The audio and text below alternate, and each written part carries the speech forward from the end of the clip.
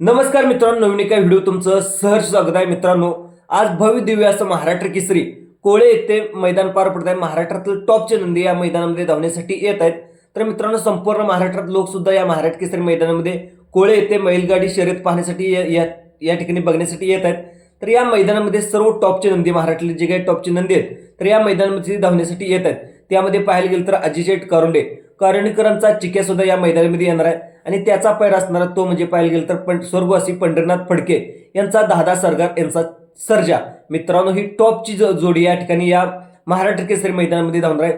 दुसरं पाहायला गेलं तर या मैदानामध्ये ज्याला पाहायला गेलं तर पुसेगाव हिंद केसरीमध्ये जी आदत जोडी हिंद केसरी ठरली होती त्या आदत हिंद केसरीमध्ये पाहायला गेलं तर लक्ष असणारा आणि मित्रांनो त्यासोबत टॉपचा पैर असणारा तो म्हणजे छत्रपती संभाजीनगर मनोहर चव्हाण यांचा लखन आणि आज सर्जा या मैदानामध्ये धावणार आहेत. दुसरं बघितलं तर संपूर्ण टॉपचे नंदी या मैदानामध्ये येणार आहेत. त्यामध्ये मेहरबान असेल, सर्जा असेल, आपला सर्वांचा बैलगाडी क्षेत्रातला विक्रमादित्य बकासूर असेल, सर्व नंदी या मैदानामध्ये येणार आहेत. आता सर्वांना एक प्रश्न पडला असेल की आपला बैलगाडी क्षेत्रातला देव विक्रमादित्य बकासूर, आता बकासूरचा पैराव कोण असणार?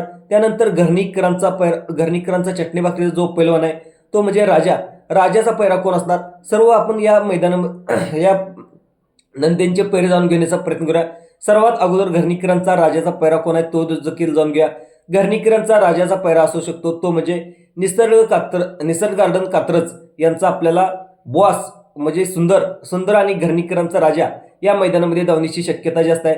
त्यानंतर आपल्या बैलगाडी क्षेत्रातला विक्रमादित्य बकासूर. आता बकासूरचा सुद्धा पैरा अद्याप जोपर्यंत मैदानात येत नाही तोपर्यंत सर्वांनाच समजत नाही, पण पाहायला गेलं तर बकासूरचा पैरा आपण अंदाजे सांगू शकतो तो म्हणजे आता बघा मामा ज्यावेळेस मैदानात येतं, आता बघा ह्याच्या अगोदर सांगत होती की कारुंडेकरांचा चिक्या किंवा घोटकरांचा सॉरी दादा सरकार यांचा सर्जा असेल, पण आता दादा सरकार यांचा सर्जाचा पैरा पाहायला गेलं तर आपल्याला कारुंडेकरांचा चिक्यासोबत झालेला आहे.